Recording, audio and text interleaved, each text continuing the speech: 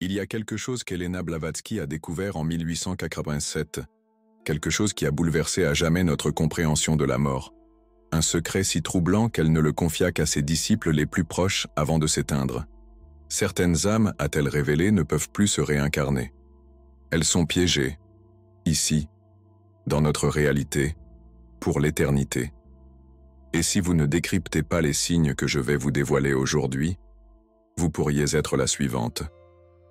Imaginez un instant que vous mouriez ce soir. Votre corps s'éteint, mais votre conscience reste vigilante. Vous attendez cette lumière céleste, ce passage lumineux qui vous mènerait vers une autre dimension, mais le néant, seulement l'obscurité, un vide abyssal et une sensation épouvantable que quelque chose a terriblement mal tourné. Blavatsky a nommé cet état la geôle invisible, un état où certaines âmes restent suspendues entre les dimensions, incapables d'avancer, incapables de revenir. Cela ressemble à de la science-fiction, n'est-ce pas? C'est ce que j'ai pensé moi aussi. Jusqu'à ce que je commence à enquêter sur les cas qu'elle a documentés secrètement.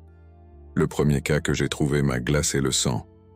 Une femme à Paris en 1885. Elle est morte d'une fièvre, mais sa famille a commencé à entendre sa voix chaque nuit, pendant des mois. Ce n'était pas un fantôme ordinaire. C'était différent. Elle suppliait de l'aide. Elle disait qu'elle ne pouvait pas partir, que quelque chose la retenait à ce plan d'existence. Blavatsky a personnellement enquêté sur ce cas, et ce qu'elle a découvert a bouleversé tout ce que nous savons sur le processus de réincarnation. Mais avant de vous révéler ce qu'elle a trouvé, vous devez comprendre quelque chose de crucial.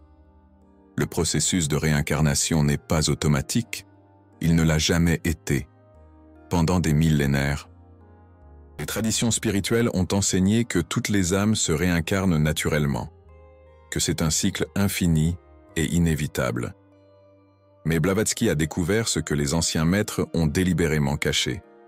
Il y a des conditions, des exigences, des filtres, et à notre époque moderne, de plus en plus d'âmes échouent à franchir ces filtres.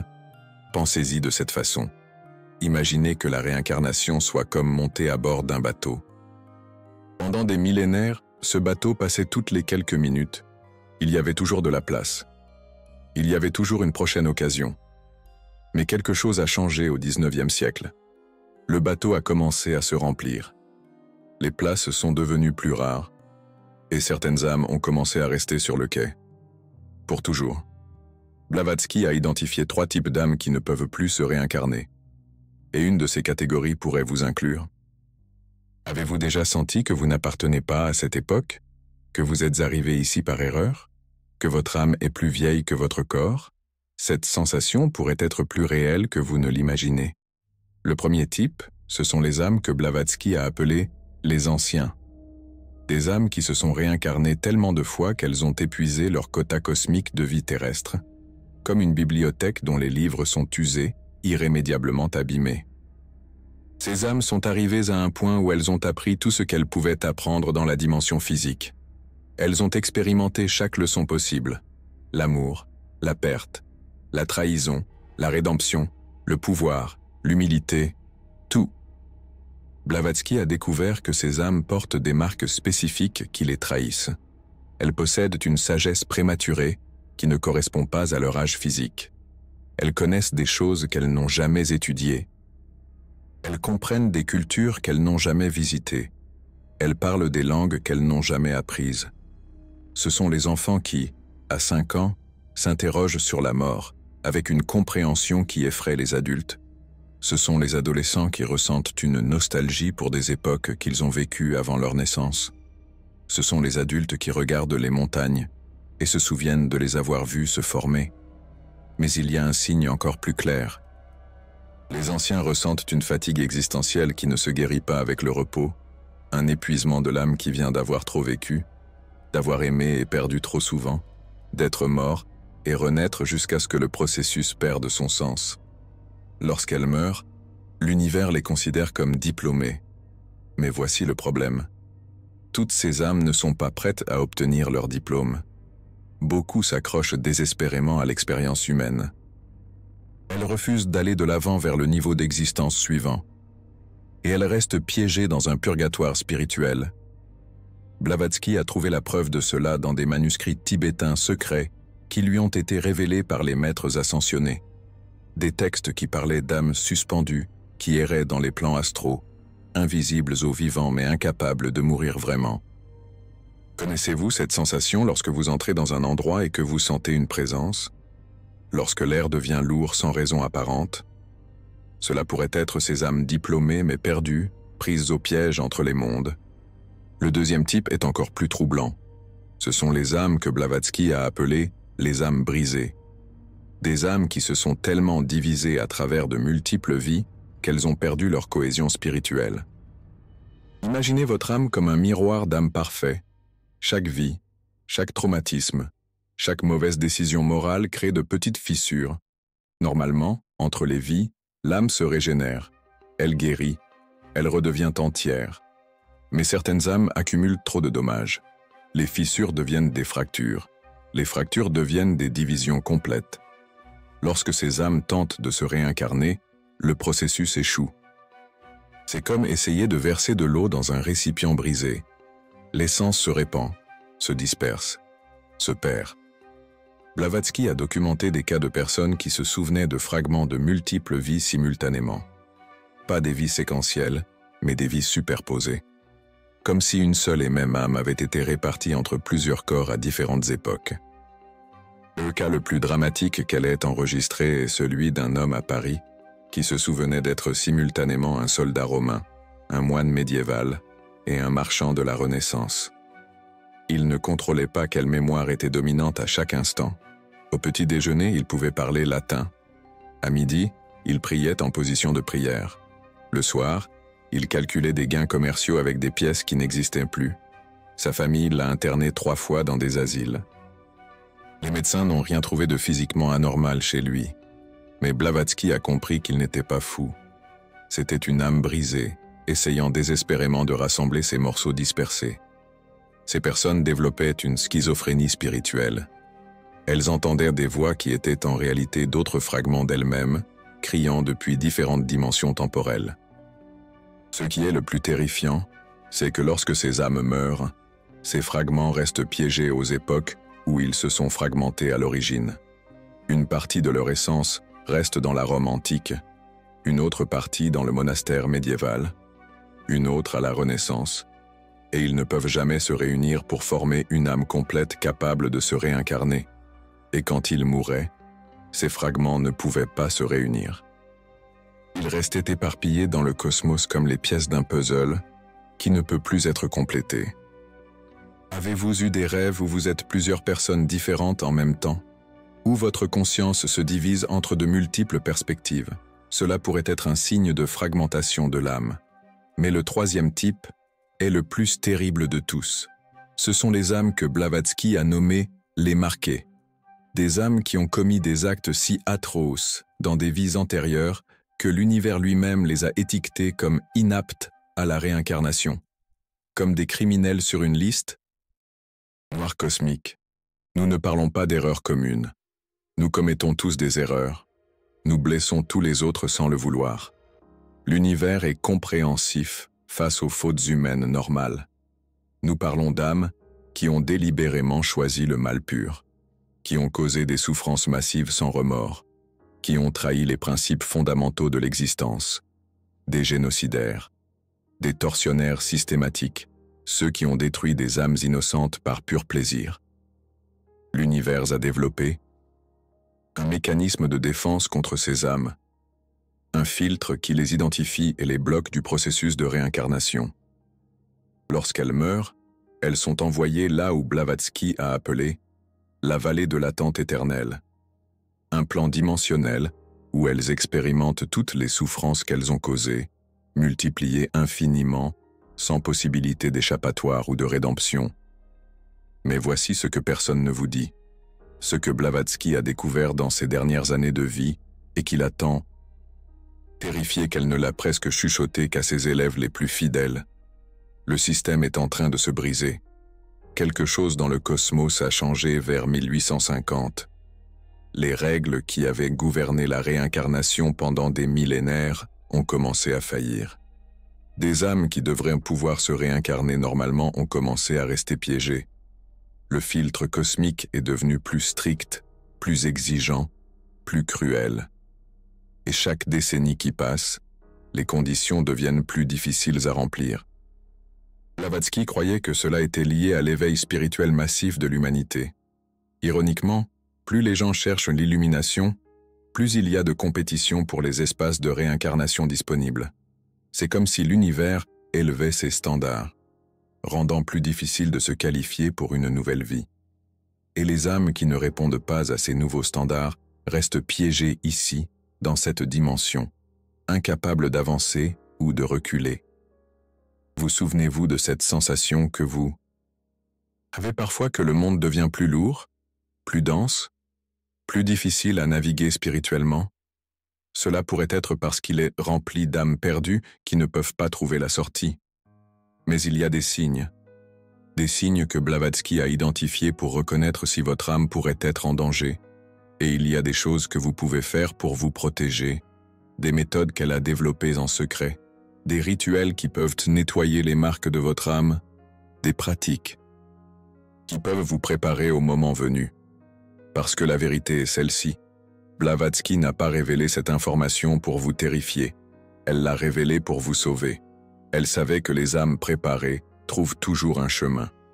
Que la connaissance est la seule protection réelle contre le destin qui attend les ignorants. C'est pourquoi elle a tout documenté. C'est pourquoi elle a laissé des indices cachés dans ses écrits publics. C'est pourquoi elle a eu confiance que des personnes, comme vous trouverez ces vérités au moment opportun. Expérimentez-vous des déjà-vus plus fréquemment ces derniers temps? Ressentez-vous que vous avez déjà vécu certains moments auparavant?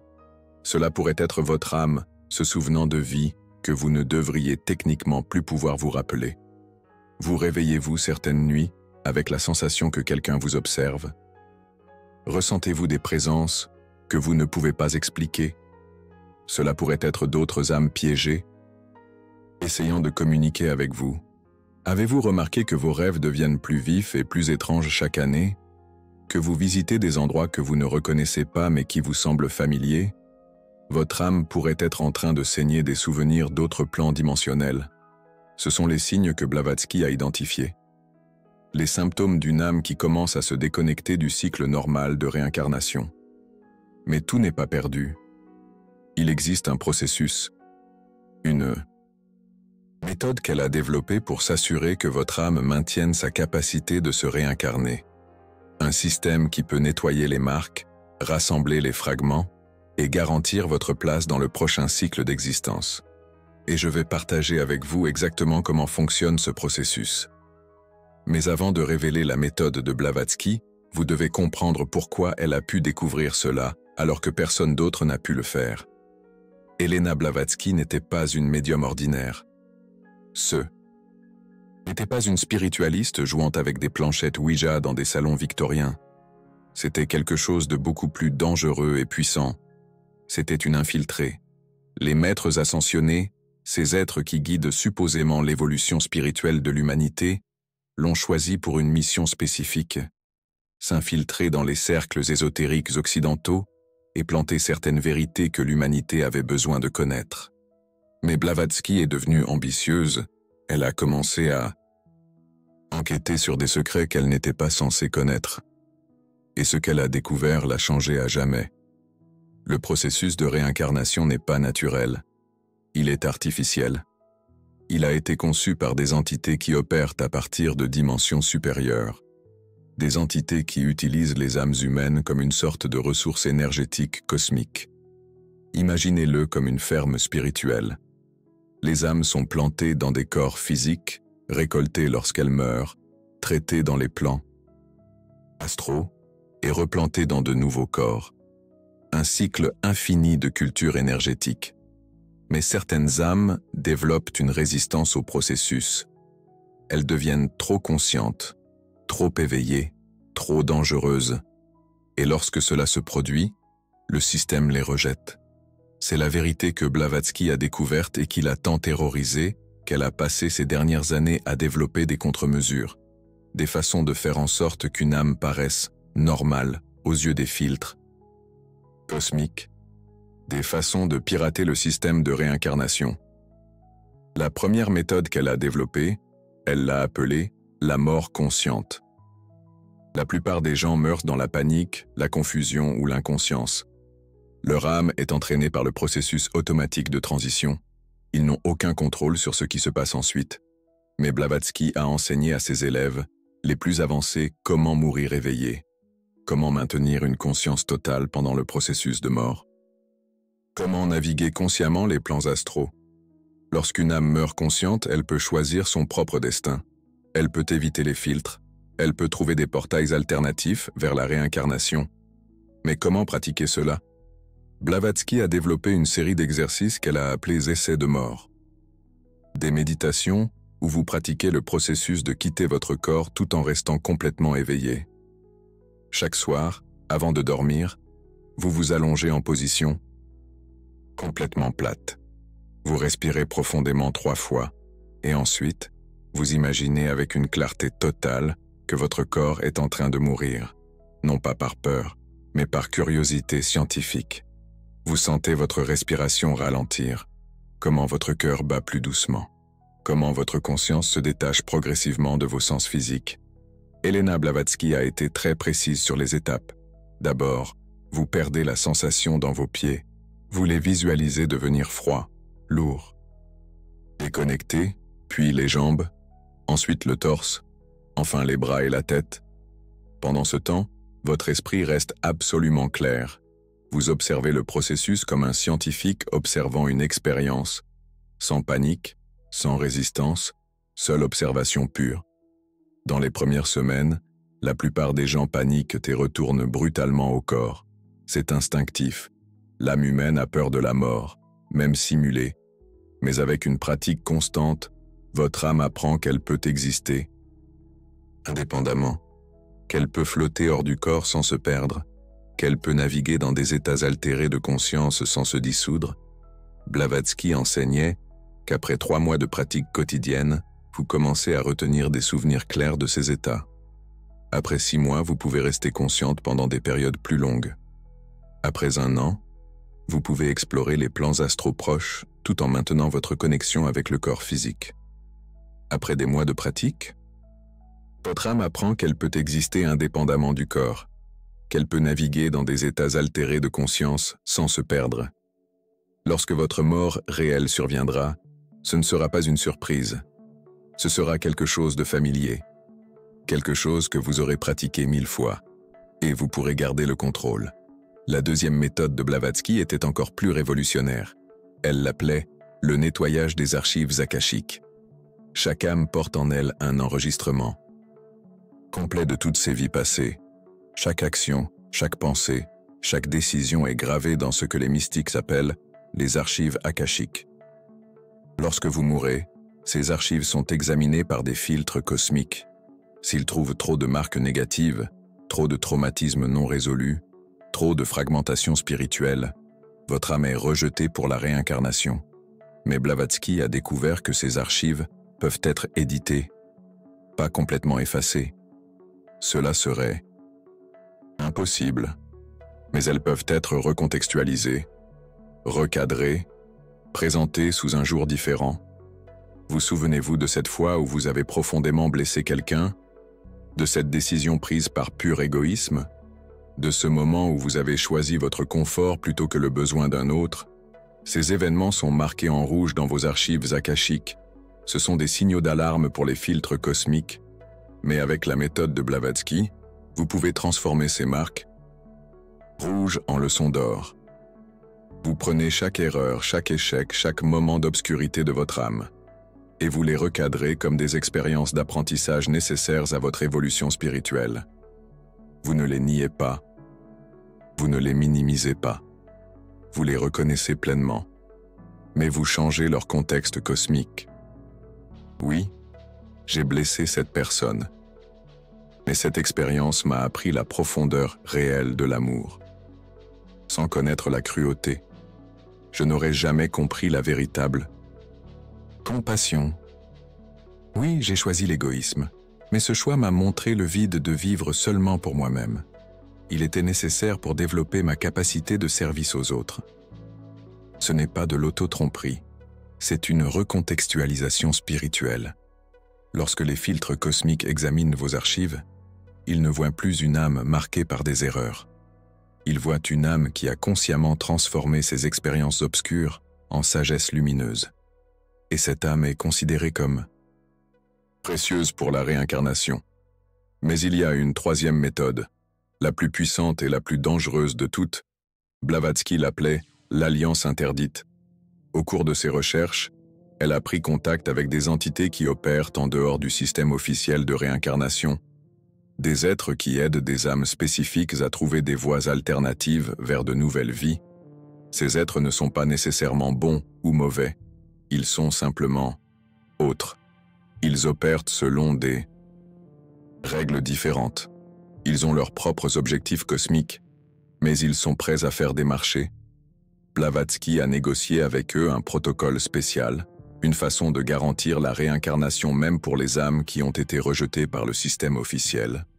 Le prix et le service. Dans votre prochaine vie, votre âme devra accomplir certaines tâches pour ces entités. Rien de maléfique, mais des engagements spécifiques qui peuvent affecter vos décisions futures. C'est comme signer un contrat avec une agence de placement cosmique. Ils vous garantissent du travail, mais vous travaillez pour eux. Cela semble risqué? Oui. Mais est-ce mieux que de rester piégé pour toujours dans cette dimension? Blavatsky le pensait. Maintenant, laissez-moi vous raconter quelque chose qui m'est arrivé il y a 3 ans alors que je faisais des recherches sur ces méthodes. J'ai décidé d'essayer l'expérience de mort de Blavatsky. Pendant 6 mois, j'ai pratiqué chaque soir l'expérience de séparer ma conscience de mon corps physique. Un soir, quelque chose de différent s'est produit. Au lieu de retourner automatiquement à mon corps à la fin de l'exercice, je suis restée flottante, éveillée mais désincarnée, consciente mais libre. Et j'ai vu quelque chose qui m'a changé à jamais. J'ai vu les âmes piégées que Blavatsky avait décrites, des milliers d'elles, flottant dans des couches grises entre les dimensions. Certaines y étaient depuis des décennies, d'autres, des siècles. Au début, elles ressemblaient à des nuages de brume vaguement humanoïdes. Mais lorsque j'ai concentré mon attention, j'ai pu les voir plus clairement. Des hommes et des femmes de toutes les époques, vêtus de vêtements de siècles passés, certains en toge romaine, d'autres en armure médiévale, certains en costume victorien. Tous avaient la même expression, une confusion totale. Comme des personnes perdues dans un aéroport gigantesque sans pouvoir trouver leur porte d'embarquement. Ils essayaient de communiquer avec moi lorsqu'ils ont remarqué ma présence. Leur voix ressemblait à des échos lointains. Savez-vous comment sortir d'ici? Combien de temps suis-je resté ici? Pourquoi ne puis-je pas trouver la lumière? Toutes conscientes, toutes désespérées, toutes essayant de trouver un moyen de retourner au cycle de la réincarnation. Le plus terrifiant, c'est que certaines de ces âmes ont reconnu qu'elles attendaient depuis des décennies. Une femme vêtue d'une robe des années 1920 m'a dit qu'elle était morte dans un accident de voiture et qu'elle flottait dans cet espace gris depuis près de 100 ans piégée entre les dimensions. Mais il y avait aussi d'autres âmes, des âmes qui brillaient différemment, des âmes qui se déplaçaient avec un but et une direction claire. Ces âmes semblaient savoir exactement où elles étaient et où elles allaient. Elles ne flottaient pas perdues. Elles naviguaient consciemment à travers des portails dimensionnels que les autres âmes ne pouvaient même pas voir. Lorsque j'ai essayé de suivre l'une de ces âmes brillantes, elle m'a montré quelque chose d'extraordinaire.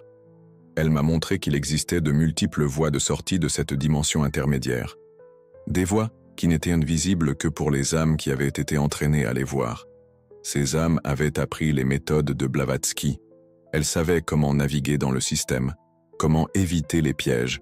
Et à ce moment-là, je compris pourquoi Elena Blavatsky avait risqué tout pour révéler cette information. Ce n'est pas seulement une question de réincarnation, c'est une question de liberté spirituelle, une question de ne pas être victime d'un système cosmique que vous ne comprenez pas, une question de prendre le contrôle conscient de votre destin éternel. Mais je compris aussi autre chose. Quelque chose que Blavatsky n'a jamais écrit explicitement, mais qui est implicite dans toutes ses méthodes. Ceci n'est pas pour tout le monde. Ces méthodes exigent un niveau de conscience et de dévouement que très peu de personnes sont prêtes à développer. Elles exigent de faire face à des vérités inconfortables sur la nature de l'existence. Elles exigent d'abandonner le confort de croire que tout est sous le contrôle d'une divinité bienveillante. Êtes-vous prêt à faire cela? Êtes-vous prêt à pratiquer la mort consciente chaque soir pendant des mois? Êtes-vous prêt à examiner honnêtement chaque erreur de votre vie et à la transformer en sagesse?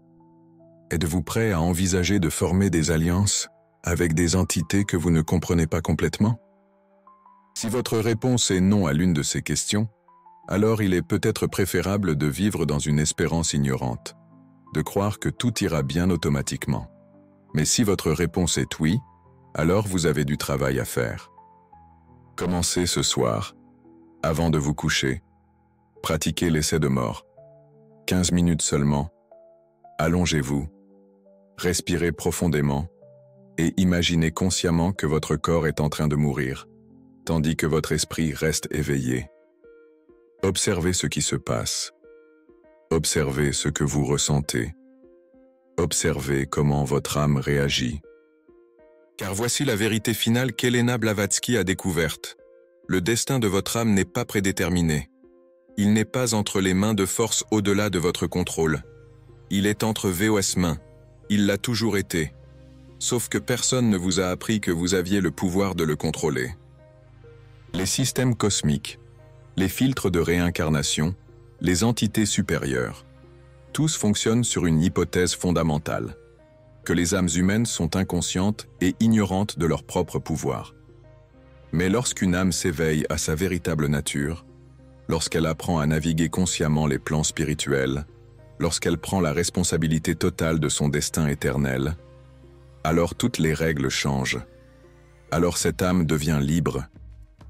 Pas libre de conséquences, pas libre de responsabilité, mais libre d'être victime d'un destin qu'elle n'a pas choisi.